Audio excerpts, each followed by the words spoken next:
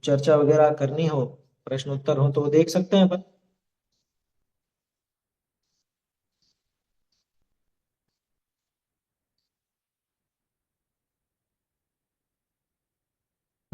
बोलिए।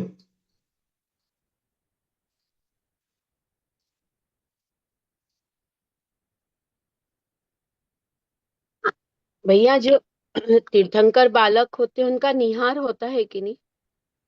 निहार नहीं होता। जन्म से ही उनके निहार का निषेध है। उनको पसीना नहीं आता, उनको निहार नहीं होता, जन्म से ही नहीं होता। तीर्थंकर बालक भी होते हों, लेकिन ऐसा नहीं समझना कि भाई वो मुनि होने के बाद या अरहंत होने के बाद निहार नहीं होता। वो बचपन से ही नहीं होता। उनके शरीर में सिस्टम ही ऐसा ही है उनका, है ना? उनके शरीर की बनावट ही उस तरह की है। मतलब हमारे तरह का दिखने को तो अपने जैसे ही होता है, दिखने को तो अपनी तरह के ही होते हैं, लेकिन उनके शरीर में ये मल वगैरह, मल मूत्र निहार ये नहीं होता। ठीक है ना? पसीना भी नहीं होता, खून भी सफेद होता है। ये सब विशेषता है।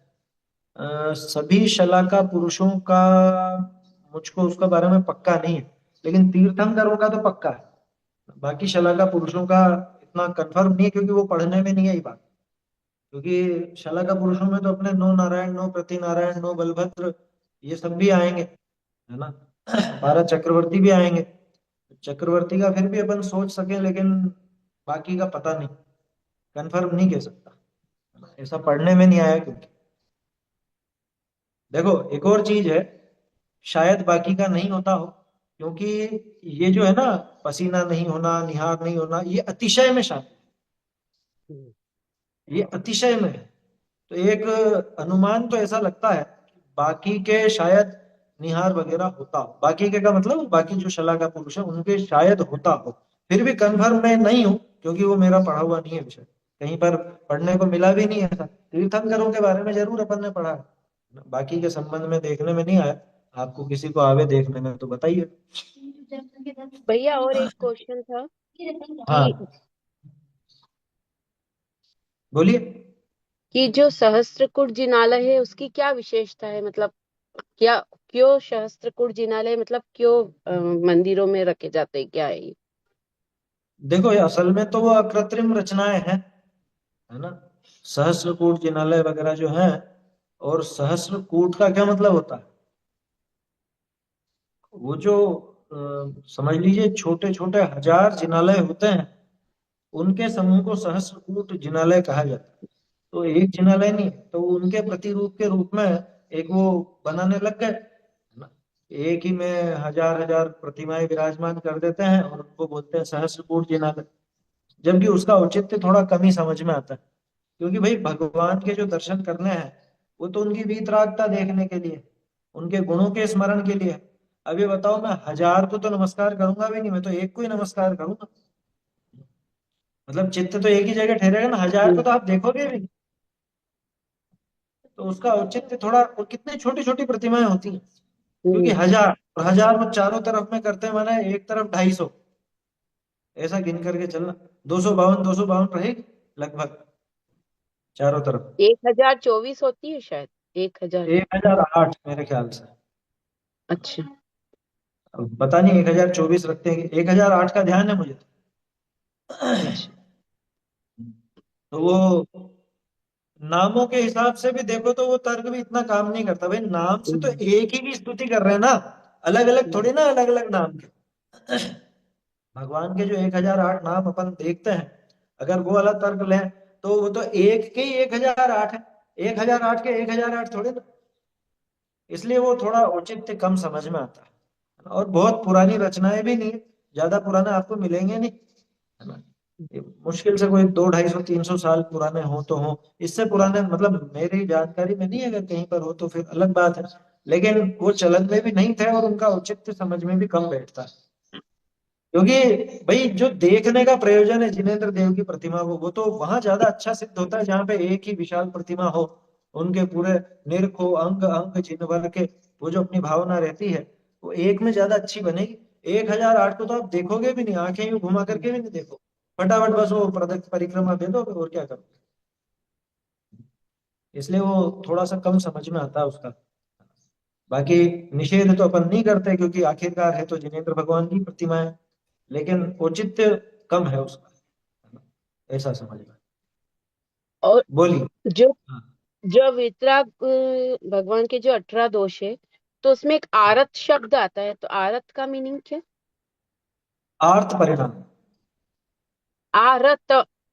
हाँ हाँ, वो आर्त है, आर्त परिणाम के लिए आरत लिखा हो, तो हिंदी में आरत किया, विस्मय आरत खेद, यूं है। जन्म जरा तीर्था क्षुधा विस्मय आरत खेद रोग शोक मद मोह भय निद्रा चिंता स्वेद राग द्वेष अरु मरण जुत ये अष्टादश दोष नहीं होता रंत के सो छवि लायक मोक्ष। तो वो आर्त परिणाम के लिए, कि उनके आर्त परिणाम नहीं होते। आरति वाला अर्थ भी आता है कहीं कहीं पर उसका, आरत का, कि वहाँ बिल्कुल रुचता नहीं है उनको, लेकिन आरति द्वेष में शामिल शामिल हो गया, अरति तो द्वेष के अंदर शामिल होगी। इसलिए यहाँ पे आर्थ परिणाम माने एक वो, समझ लो टेंशन का या फालतू के ऐसे विकल्प का, वो उनको नहीं होती, चिंता नहीं होती ऐसे। और जैसे बोलिए। कैलाश हम्म। कैलाश पर्वत को अष्टापद कहते हैं, तो हाँ, मतलब अष्टापद किसी विशेष कारण से कहा जाता है? नहीं अब देखो नाम है, अष्टापद तो नाम है, वो शुरू से ही नाम है उसका, कैलाश पर्वत का अष्टापद कैलाश। और भी शायद एक आध कोई नाम आता होगा तो आता होगा, जैसे गिरनार का उज्जयंत है ना, ऐसे ही वो हम्म। कैलाश का अष्टापद नाम भी है। तो कैलाश पर बहुत सही, ऐसा भी कहते थे कैलाश अलग है अष्टापद अलग है, ऐसा भी बहुत से कहते थे कि कैलाश के आगे अष्टापद है, वो बहुत विशाल है और ऐसा यूं बताते थे। अब उसमें तो देखो ये शोध खोज का विषय है, लेकिन नाम है वो, तो उसमें कोई ऐसी विशेष बात नहीं, है ना? नहीं, वो यूं भी कह सकते हो अष्टापद जो पर्वतों में सबसे बड़ा है इस वजह से कह देते हो। नहीं, अष्टापद जो जानवर आता है उसके हिसाब से कुछ रखा गया नहीं क्या? नहीं नहीं, वो जानवर तो अलग हो गया, लेकिन ये तो पर्वत का ही नाम है। अष्टापद जो जानवर है वो भी सिंह की प्रजाति का एक विशेष अलग ही जानवर होता है ना? तो ऐसे ही ये एक विशेष है, सब पर्वतों में विशिष्ट है, बड़ा है, इस वजह से उसको अष्टापद नाम दिया हो, ऐसा कह सकते हैं, लेकिन कोई उसके पीछे कारण ऐसा विशेष मौजूद नहीं है, नाम है वो तो, है ना, उसको नाम की तरह ही देखना चाहिए।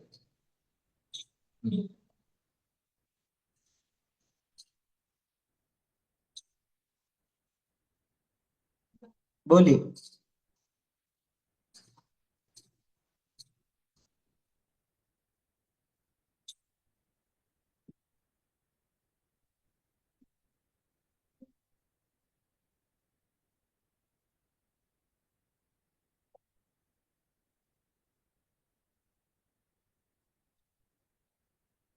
ये क्या कुछ प्रश्न है क्या? आपका पहले रेज हैंड था ना हर्षवर्धन जी।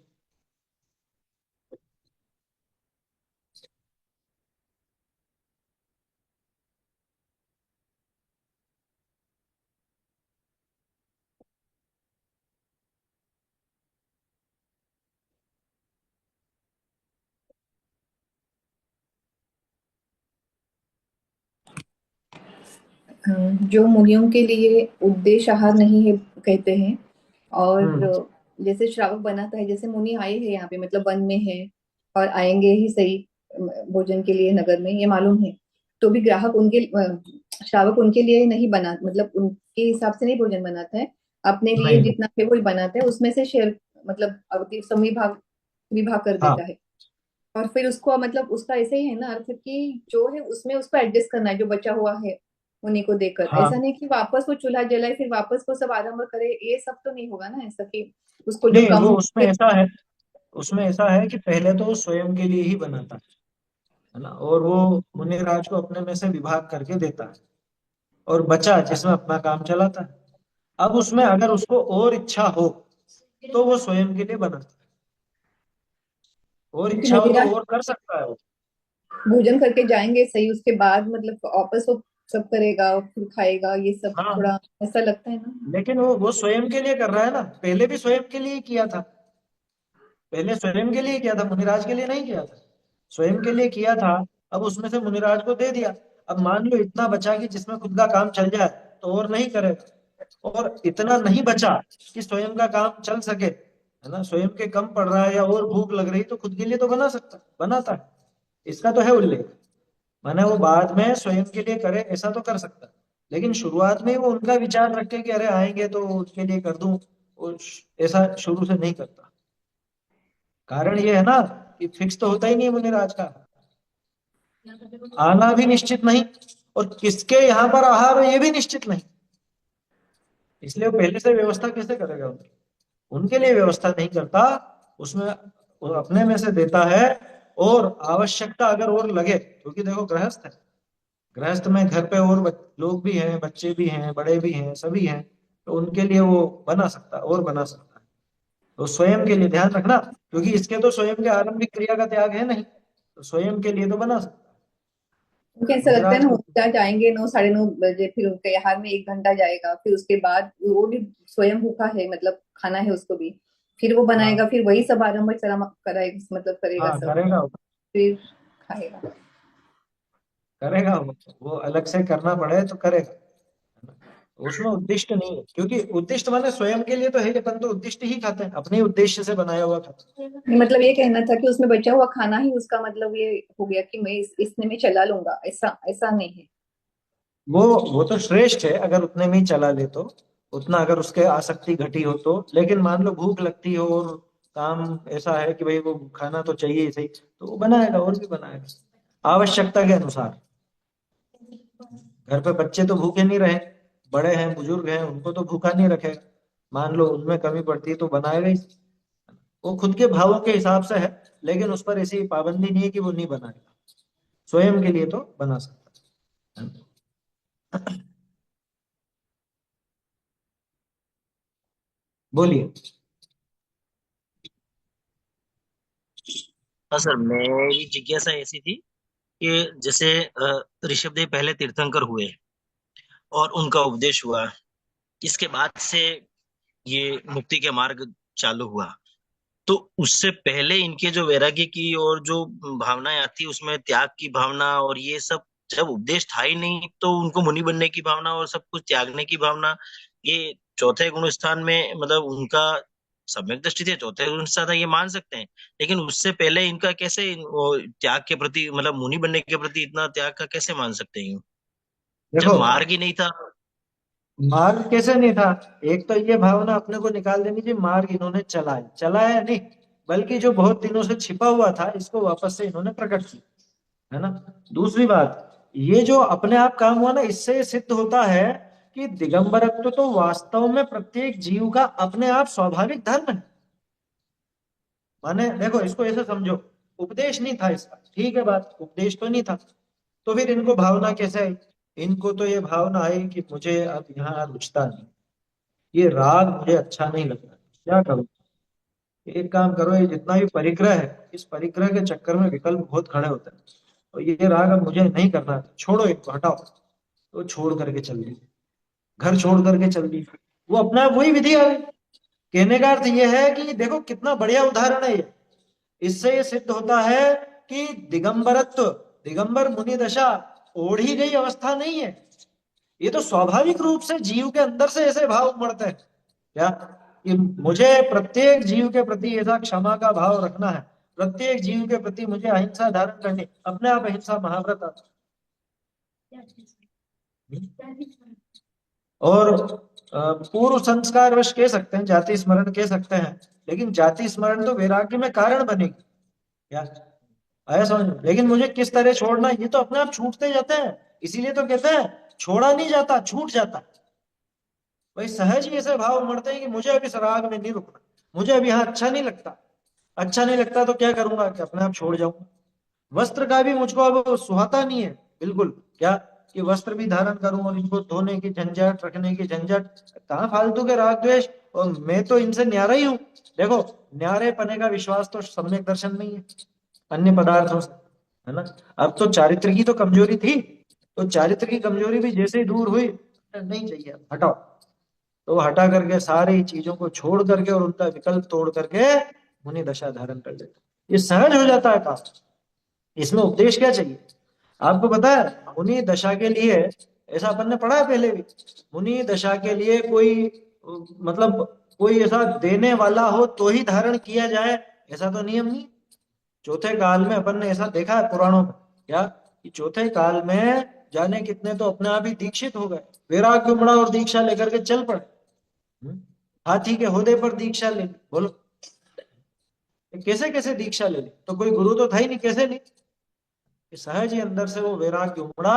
वैराग्य उमड़ा माने वो सारा राग टूटा। तो जैसे ही सारा राग टूटा, अपने आप ही ये सारी चीजें छूट गई, और फिर वो अपने आप सारे नियम सधते हैं। अपने को ऐसा लगता है ना कि ये भाई 28 मूल गुण ऐसे बनाएगा, ये पालन करने पड़ते हैं या करने चाहिए, ऐसा कुछ भी नहीं है। वो सहज होता है। सहज कैसे होता है? यहाँ पे मैं रुका हुआ हूँ, लेकिन ये लोग बाग आ रहे हैं, इनके प्रति राग द्वेष का भाव पैदा ना हो जाए। चलो मैं दूसरी जगह चलता हूँ। ये मुनिराज चल रही है। बोलो अब नियम बनाना पड़ा कि अपने आप ही ऐसा भाव हो गया? आहार का भाव आया, लेकिन ये देखो शरीर के प्रति मतलब कैसा, अब ये ऐसी कमजोरी है चारित्रिक, ये शरीर भी कमजोर होता है तो मुझे आत्म साधना में दिक्कत खड़ी होती है। तो थोड़ा बहुत रूखा सूखा इसको देना तो पड़ेगा, लेकिन मैं किसी से इसे मांगने तो नहीं जाऊंगा। कोई सामने से अगर देने का इच्छुक होगा, है ना, और मैं ऐसा शर्त लेकर के जाऊंगा, मेरी ये शर्त यानी ये विधि मिलेगी, ये शर्त पूरी होगी, तो मैं आहार ग्रहण करूंगा। ये अपने आप ही भाव आ गया। इसमें बताओ क्या सिखाने की जरूरत?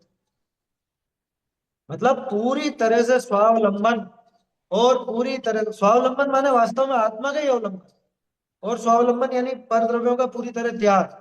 जहां ऐसा वैराग्य उमड़ा, तो बाहर में वो चीजें अपने आप नजर आ जाती है, अपने आप नजर आ जाती है। इसमें उपदेश की इतनी आवश्यकता नहीं। फिर भी वो क्रम क्रम परंपरा चलाने के लिए ऐसा उपदेश भी दिया जाता है। मुनिराज फिर वो उपदेश भी देते हैं कि एक नियम में तो रहे, नहीं तो लोग बाग तरह तरह के मत मतांतर चला दें। जैसा आदिनाथ जी के साथ 4,000 और गए थे ना, तो वो भ्रष्ट हो गए। अच्छा एक और चीज, जो आपने कहा कि उपदेश तो था ही नहीं, तो अकेले उन्हीं की बात थोड़ी ना, उनका उपदेश तो तीर्थंकर होने के बाद हुआ। उनके पहले तो अनंत वीर, ये बाहुबली, ये सब हो ही गए थे ना। उनके पहले का मतलब मोक्ष तो चले ही गए थे। दीक्षा भले साथ में ली हो, बाद में ली हो, है ना। तो इसलिए उस समय क्या, जैसे 83 लाख पूर्व तक तो उनका कोई ऐसा उपदेश था ही नहीं, ठीक है। तो एक तो ये था कि जब तत्व उपदेश हुआ ही नहीं था, तो वो तत्व चर्चा कैसे बनती थी, कैसी बनती थी, कैसे बनती थी, ये मैं नहीं कह रहा। क्या क्या बन सकती थी? मतलब देखो, अगर सम्यक दृष्टि जीव थे, वो तत्व चर्चा तो करते ही होंगे, लेकिन जब 7 तत्व पूरी तरीके से मालूम ही नहीं थे क्या, तो उनकी तत्व मालूम चर्चा होने किस में प्रकार क्या है? की? देखो चलो, मालूम होने में क्या है, अपन ये 7 नाम मतलब, अपन तो ऐसी बात करो, बैठ करके बात करते हैं कि भाई मेरा ऐसा विचार है कि ये शरीर का अपन सोचते हैं ये मैं करता हूँ, लेकिन इसका तो मेरा कुछ किया धरा दिखता ही नहीं। तो ये कुछ न्यारी पदार्थ है, ये मेरे हिसाब से चलता नहीं है। तो ये जरूर अलग पदार्थ है। अब अपन ने उसको अजीब अजीब नाम नहीं दिया। और देखो, मुझे ये घर वालों के प्रति इतना प्रेम है और ऐसा है, तो इसकी वजह से मुझे कई बार आकुलता भी बहुत होती है। जितना प्रेम रहता है, पुराने घर वालों की याद कर करके कभी एकदम आनंद के अश्रु आ जाते हैं, या अपने बच्चे के बचपन का विचार करके मुझको थोड़ा सा ऐसा है, मन भर आता है क्या, ये सब आ जाता है। तो ये जो भाव है, ये वास्तव में आकुलता पैदा करने वाला है। इससे तो किसी के प्रति लगाव ना हो, वही ज्यादा अच्छा। बोलो, अपन ने आश्रव और संवर का नाम नहीं लिया, लेकिन आगे की नहीं आगे बात। तो अपन असल में उन शब्दों को पकड़ के चलेंगे, तो उन शब्द रूप भले उपदेश ना हो, लेकिन यही तत्व है। कौन से? कि ये जो रागादि भाव है, ये सब आश्रव रूप, बंध रूप है, दुखकार है, आकुलता पैदा करने वाले हैं। और संवर निर्जरा आदि के जो भाव है, नाम तो हमने दिए, नाम कदाचित बाद में दिए गए। अरे क्या पता आदिनाथ जी के टाइम की भाषा कैसी थी, एक कोड़ा कोड़ी सागर से ज्यादा हो गया। हाँ? क्या कह सकते हैं अपन, कौन सी भाषा थी? कहने को अपन कहते हैं ब्राह्मी लिपि थी और ये थी, लेकिन आपको क्या पता कैसे बोला जाता था? अरे अभी 700-800 साल पहले की हिंदी कोई बोली जाए, लिखी जाए, तो वो समझ में नहीं आती है ना। उस टाइम क्या भाषा थी? प्राकृत का भी कोई यही रूप रहा हो जरूरी तो नहीं, क्योंकि कितना समय बदल गया, सोचो तो सही। तो इसलिए नाम भले अलग रहे होंगे, लेकिन चर्चा तो यही रही होगी। या शरीर से आत्मा की भिन्नता की, राग आदि जो आकुलता पैदा करने वाले भाव हैं वो बेकार हैं उनकी, या आत्मा को समझे तो उसमें विशेष आनंद आएगा, इसकी यही सब चर्चा रहेगी, और तो क्या चर्चा रहेगी। तो इसलिए ऐसा नहीं सोचना कि उपदेश तो था ही नहीं, ये नाम तो थे ही नहीं, तब तो चर्चा कैसे करेंगे। तो सर्वार सिद्धि के देव क्या करते हैं चर्चा? वहां कोई अपनी जैसी भाषा थोड़ी ना, लेकिन करते तो इसी संबंध में है ना। करते इसी संबंध में है। नाम से भाषा से फर्क नहीं पड़ता, है ना। तो होती थी, कोई दिक्कत नहीं है, चर्चा भी होती होगी, तत्व विचार तो होता ही था। सम्यक दर्शन किस आधार पर था?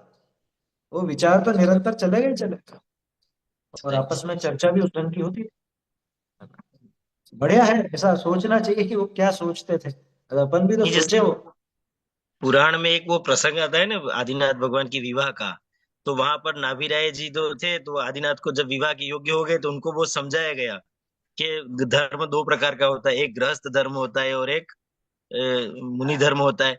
तो इस वो हाँ जो हाँ। चर्चा आई वहां से थोड़ा सा ये होता है कि यार वहां पे इसका मतलब पहले मुनि धर्म की चर्चा तो नहीं उनको देखो, उन्होंने बताई थी इसको तो ऐसा पहले समझना, टोडरमल जी ने सिखाया ना अपने को, प्रथमा नियोग की तो ऐसी कथन पद्धति होती। अब जो उन्होंने वहां पे समझाया होगा, जो कुछ भी बताया होगा, वो तो केवल ही जाने। लेकिन अब आचार्य देव उसको किस ढंग से दिखाएंगे? अपने को तो अपनी भाषा में समझाएंगे ना। तो उन्होंने अपने हिसाब से ही वो प्रसंग बना करके रख दिया। और हो भी सकता है कदाचित यही बात कही भी हो, ऐसा कहा भी हो, उसमें भी आश्चर्य नहीं। और ऐसा नहीं भी कहा हो, कुछ और भी बात समझाई हो उनके ढंग से, तो भी कोई आश्चर्य वाली बात नहीं। तो प्रथमा नियोग की शैली है। प्रथमा नियोग का आप एग्जैक्ट नहीं ले सकते कि ऐसा ही हुआ था या कुछ ऐसा ही प्रसंग बना था। इस प्रकार का कोई प्रसंग था, लिखा तो है टोडरमल जी, इस प्रकार की कोई घटना घटी थी। अब वो एज इट इज ऐसे ही शब्दों में का प्रयोग किया गया हो, ऐसी बातें कही गई हो, ये तो जरूरी नहीं। हाँ, अपन ही, जैसे मान लो मैं कोई बात कहूं और आप किसी और को ये बात कहो कि उन्होंने ये बात कही है, तो वो के वही शब्द को नहीं लोगे, आप आपकी भाषा में समझा दो, है ना।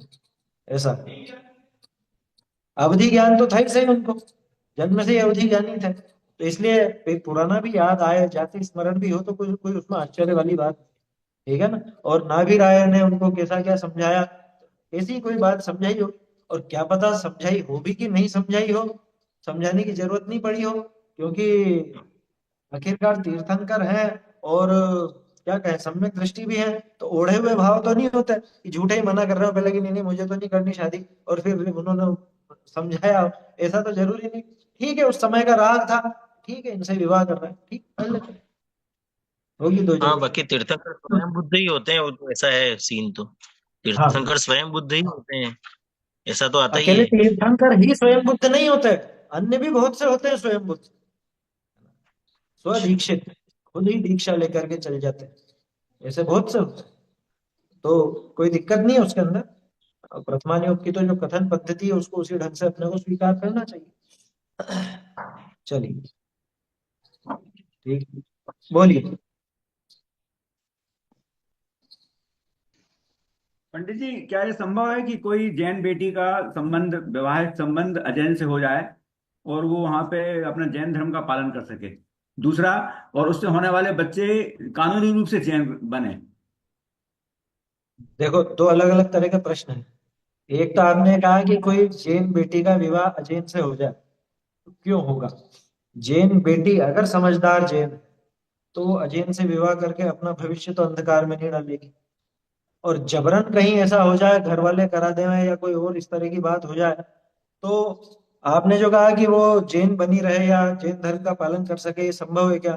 तो असंभव तो नहीं है, असंभव तो नहीं है, होने को तो संभव है। श्रेणिक और चेलना का किस्सा अपने सामने, लेकिन वो आदर्श स्थिति नहीं और राजमार्ग भी नहीं, क्योंकि अधिकांश ऐसा देखा जाता है कि महिलाएं शादी के बाद परिवार के रंग में रंग जाती, अच्छी भली धर्मात्मा भी हो, और अगर गलत घर में चली गई तो वहां धर्म भ्रष्ट होते देर नहीं लगती। अधिकांश की बात कर रहा हूँ, नियम रूप नहीं कह रहा हूँ, क्योंकि अपवाद सभी जगह देखे हैं, अपवाद होते भी हैं, है ना। इसलिए उसको आदर्श स्थिति तो बनाना नहीं चाहिए, है ना। कोई ऐसा प्रसंग बनता हो कि अरे ये तो अजैन से विवाह करे और फिर जैन बनी रह जाए, बहुत मुश्किल, बहुत मुश्किल। आज के जमाने में जहाँ पे लोगों में सहिष्णुता नहीं है, अरे चेलना ने कभी अपना धर्म नहीं छोड़ा, श्रेणिक ने बहुत उसको उकसाया भी होगा, और करता ही था आपस में ऐसे एक दूसरे की वो। चेलना भी कम नहीं थी, वो उसके बुद्ध गुरुओं को चप्पल तक खिला दी थी उनने, है ना। वो सब किया, लेकिन ऐसे प्रसंग अब नहीं दिख सकता आप। अभी जीवों के जो भाव है ना, आपस में असहिष्णुता बहुत ज्यादा है। वो पति कहेगा कि मेरे साथ मेरे मंदिर में नहीं जाती हो, मेरे गुरुओं को नहीं मानती हो, आज वो बात नहीं चल सकती। आज के लोगों की जो आदत दिखती है और कषायें दिखती है, उस हिसाब से वो थोड़ा असंभव जैसा ही लगता है। इसलिए वो अवॉइड ही करना चाहिए। अब रही बात उसके बच्चे कानूनी तौर पर जैन हो सकते हैं, तो अब मुझे कानून की ज्यादा जानकारी नहीं है, लेकिन फिर भी इतना तो मालूम है कि धर्म परिवर्तन करते ही हैं लोग बात। वो चाहे खुद को जैन घोषित करना चाहे, सरनेम भी पलट जाता है, नाम सरनेम ये सब पलट भी जाते हैं, है ना। कानूनी रूप से अपना नाम दूसरा घोषित भी कर लेते हैं, सरनेम दूसरा भी अपना लेते हैं, और वो कानूनी रूप से खुद को कि हम जैन धर्म के मानने वाले ऐसा कर सकते हैं, कोई बड़ी बात नहीं। मतलब मेरी जहां जैन तक जानकारी है, बाकी कानून में मैं विशेष नहीं समझता हूँ। जैन लिख सकते हैं मतलब वो। क्यों नहीं लिख सकते हैं? बहुत से लोगों ने जैन लिखा है अपने नाम के आगे, अपना सरनेम पलट करके जैन रख लिया है। बहुत से लोगों ने किया है ऐसा, तो है ना। तो उसमें तो कोई ऐसी दिक्कत वाली बात नहीं, क्योंकि ये कोई कानून क्या है, कानून ये थोड़ी ना कहेगा कि आपका पूरी वो हिस्ट्री निकाल करके लाओ आप जैन हो कि नहीं। ऐसे तो अपने में से एक भी नहीं निकलेगा, जाने कौन जाने कैसे वो वंशावली चली है, कहाँ से कोई अपना समाज पहले इसी तरह का था क्या। हमारा जो समाज जैन समाज कहलाता है, हमारे समाज ने अलग अलग, जैसे कोई खंडेलवाल, कोई जेसवाल, कोई बघेरवाल, कोई कोरवाल, परवाल, कब ये कन्वर्ट हुए जैन में किसको मालूम। तो कानून ये नहीं कहता आपकी वो क्या बोलते हैं उसको, आपकी जो वंशावली है उसके हिसाब से आप कहलाओगे, ऐसा नहीं कहता। कानूनन तो आपने जैन धर्म को स्वीकार किया है, घोषणा कर दी है, तो वो आप जैन कहलाते हैं, ऐसा है। मतलब मेरी जानकारी तो ऐसी है, क्योंकि बहुत से लोगों ने कन्वर्ट हुए ही है ना, कन्वर्ट होकर के जैन लिखते हैं अपने नाम के आगे। हाँ, जैन जैन लड़की की शादी के बाद पत्नी के साथ, हाँ, एक सेकंड, जैन लड़की से शादी के बाद पत्नी के साथ शिव मंदिर जाने लगे। हाँ, ऐसा भी होता है ना, उल्टा भी होता है। क्या, वो लड़की तेज हो तो अपने हिसाब से वो उसको ढाल दे। अरे चक्कर क्या है, अपन अधिकांशतः ये देखते हैं, जहां तक अपना जैन धर्म की बात है, जैन समाज की बात है, फिर भले वो अंदर की जातियां कोई सी भी, खंडेलवाल, जायसवाल, परवाल, गोरवाल, वहां तक तो कोई दिक्कत नहीं, क्योंकि ये भी जैन वो भी जैन। लेकिन जहां अजैन में शादी का मामला है, तो अधिकांश प्रसंग तो प्रेम प्रसंग के होते हैं। तो जो प्रेम प्रसंगवश ऐसा काम करते हैं, विवाह करते हैं, है ना, अजैन से, चाहे वो लड़का हो चाहे लड़की हो, तो वहां पे दो तरह की भावनाएं पनपती। या तो इसको मैं मेरे हिसाब से ही चलाऊंगा, ऐसा एक हठाग्रह होता है, या फिर खुद उस रूप ढल जाने का कि मैं तो जैसा है इसके रंग में रंग जाऊंगा, ऐसा भाव होता है। तो जो ज्यादा पावर में होगा वो दूसरे को अपनी तरफ खींच ले, सीधी सी बात। सैनिक और चेलना दोनों के दोनों उग्र थे, है ना, तो दोनों ही नहीं झुके। लेकिन बाद में इधर श्रेणिक का काल पका, चेलना तो दृढ़ रही तो श्रेणिक पलट गए। ऐसे प्रसंग लेकिन आज बहुत कम देखने को मिलेंगे, बहुत कम, असंभव जैसे मिले। आया समझ, कि कोई जैन लड़की अजैन में चली जाए और उस अजैन परिवार को भी जैन बना दे तो बहुत अच्छी बात है, लेकिन ये बहुत रेयर केस, बहुत रेयर, लाखों में एक, बल्कि करोड़ों में एक कहूं तो भी अतिशयोक्ति नहीं। कोई करोड़ों में एक आध इस तरह की हो जाए तो हो जाए, अधिकांश का तो ऐसा ही होता है कि वो ढल जाते हैं, है ना। और कोई जैन लड़का अगर अजैन लड़की ले आए तो एक दफे तो अपने को ठीक लगता है कि हाँ ये भाई जैन बन जाएगी तो अच्छा, लेकिन उल्टा भी हो जाता है कई बार, है ना। मैं ये नहीं कह रहा हूँ कि ऐसा विवाह होना चाहिए या नहीं होना चाहिए, वो विषय नहीं है अपना है। अपनी बात तो ये है कि भाई जो ज्यादा दृढ़ रहेगा वो दूसरे को अपनी तरफ खींच लेगा। क्या प्रेम में अंधे को उचित अनुचित का विवेक नहीं रह जाता, सही बात, नहीं रह जाता। इसलिए बहुत जरूरी है कि हम हमारी आने वाली नई पीढ़ियों को, उनको शुरू से दृढ़ रखें कि भैया जीवन साथी ऐसा ही चुनना जिससे तुम अपने धर्म का साधन निराबाध रूप से कर सको। हमें तुम्हारे प्रेम प्रसंग से भी दिक्कत नहीं होगी, अगर तुम धर्म को आगे बढ़ाने का काम कर सको तो। मतलब आगे तुम्हारे धर्म साधन चलता रहे तो हमको कोई समस्या नहीं। लेकिन अगर तुम ऐसी लड़की पसंद करते हो या ऐसा लड़का पसंद करते हो जो धर्म साधन में बाधा खड़ी करे, तो हम उस विषय में साथ नहीं देंगे। ऐसा अपने को स्पष्ट, अपना जो भी मंतव्य है वो रख देना चाहिए, है ना। हाँ, होता है ना, वो जैन लड़की ने जैन को भी अजैन बना दिया, ऐसा भी होता है। और जैन लड़की अजैन में जाके उसको भी जैन बना ली, ऐसा भी बहुत रेयर केस में संभव है। असंभव जैसा तो कुछ भी नहीं है, ये तो जीवों के भाव है, पलटते हुए देर नहीं लगती। लेकिन सीधी सी कहावत है, जीती मक्खी नहीं निगली जाती। आया समझ में। क्या मतलब कि भाई जब साफ साफ दिख रहा है कि ये तो धर्म विरुद्ध है, तो ऐसे धर्म विरुद्ध से तो संबंध नहीं। ध्यान रखना, इस विषय में पहले भी कई बार अपन ने चर्चाएं की हैं। साधर्मी होना चाहिए, सजाति विजाति कोई मायने नहीं रखता, है ना।